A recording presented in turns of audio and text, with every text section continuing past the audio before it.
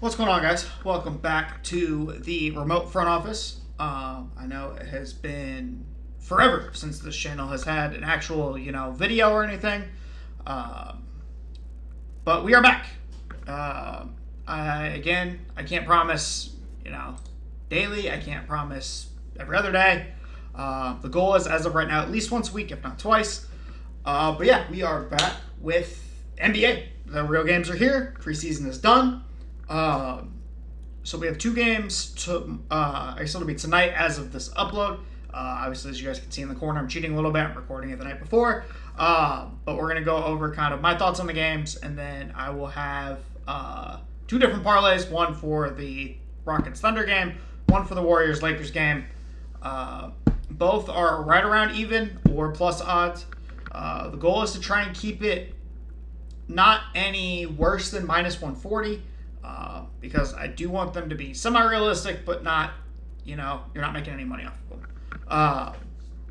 So, I guess the first thing to preview is Rockets Thunder. Thunder are coming off their championship. Core is intact. As of right now, it seems like, obviously, for the most part, they're healthy. I expect SGA to be SGA. It will be...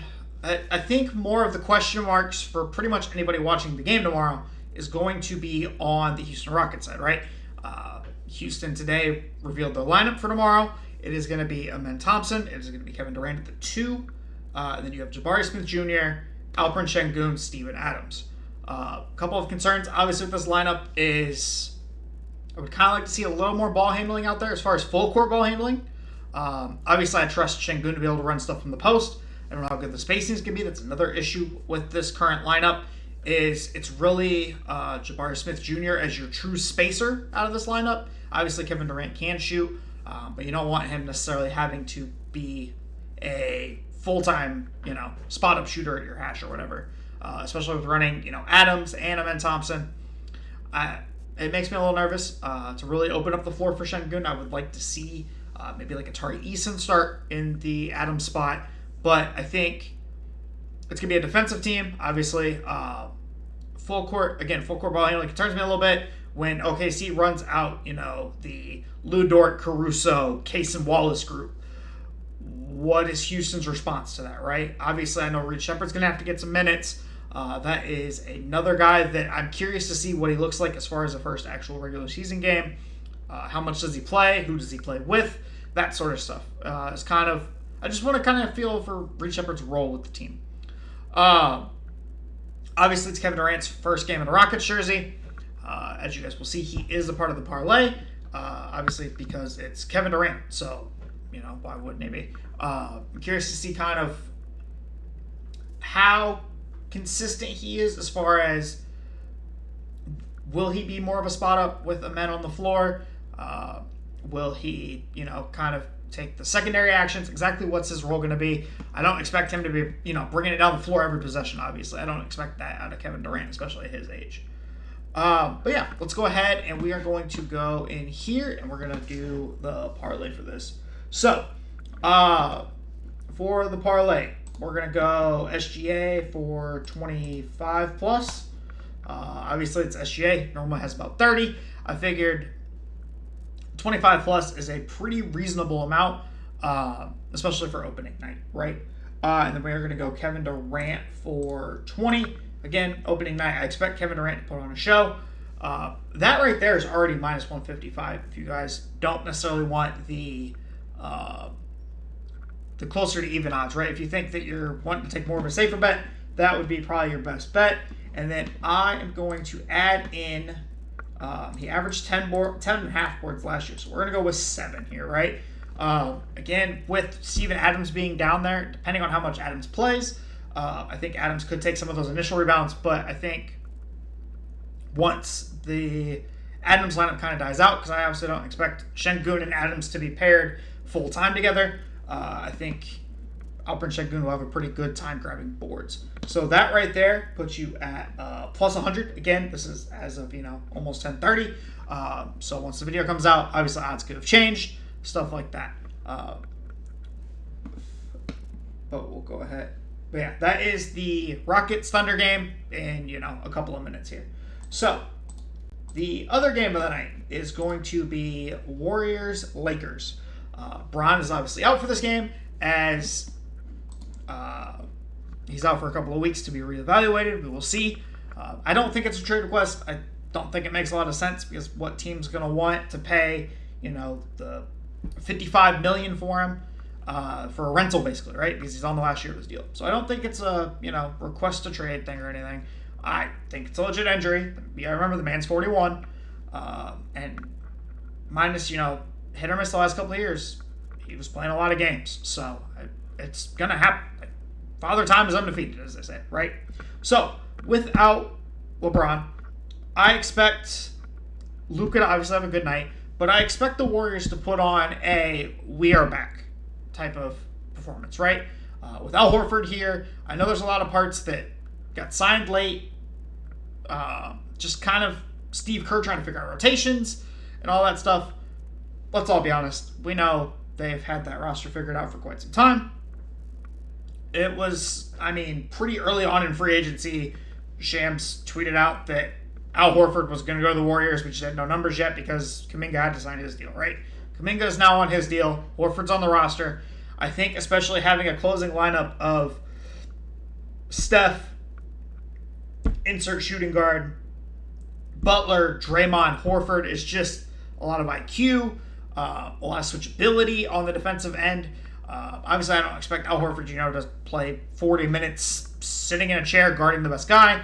But I think him being able to rotate around Draymond Green, him giving the spacing around Draymond Green, that's always been a big issue these last couple of years with playing Kuminga heavy minutes and just really looking for that other spacer. I wouldn't be surprised if Pods closes. I wouldn't be surprised if maybe a Buddy Hield closes for a stretch. I just think Buddy Hield and Steph is maybe not enough defensively to truly be a closing lineup. I'm also curious the Lakers, though, right? The Lakers added DeAndre Ayton. Curious to see what he looks like in a Lakers jersey. I'm curious to see who plays defense for this team is another thing that makes me kind of nervous. You can't expect Marcus Smart to guard everybody. You can't expect Jared Vanderbilt to guard everybody, right?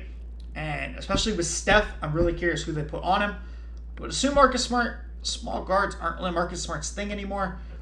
So I would be curious maybe if Jared Vanderbilt, I feel like he's had pretty good success the last couple of times.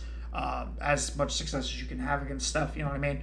But I do think, I'm curious to see what JJ Redick kind of dials up defensively, right? Because obviously offensively, especially with no Bron, it's going to be a lot of Ayton, Luka Doncic pick and roll, and then swing to the secondary side. Austin Reeves can run some pick and roll. But I am curious to see kind of their balance as far as how much does Austin Reeves bring it up? How much does, obviously, Luka's going to bring it up a lot. Is, Ayton going to get post touches? Is Ayton strictly screen and roll? Is Ayton going to be able to make the decision off the short roll? Like, just different stuff like that with, guys moving to new teams and stuff like that that everybody wants to kind of see. And we'll just, see how it goes. But for the Warriors, we have the pretty simple picks here of we are going Warriors money line. Again, no LeBron. I expect the Warriors to come out swinging with Jimmy Butler, so I'm going to take the Warriors money line. I don't want to put money lines in a lot of these. I'm also going to try and stay away from a lot of point totals just because I feel like that is a little bit more hit or miss. Next thing we are going to go is we're going to go Steph for 20 plus. Obviously, I expect Steph, once he gets rolling, normally comes out hot to start the year. I think 20 points, more than doable, especially against the Lakers. And then the last thing to add, just, that little sprinkle on top. We're going to go Steph 3 threes. That gets you a plus 104, folks. So both bets happen to be plus odds today. Again, we're going to try and stay around a minimum of minus 140. We're not going to try and go too high above, say 350. I think will probably be the max we'll go. But I think this is a pretty simple, easy, playable bet, realistic bet here. Warriors money line, Steph has 20, and he has 3 threes.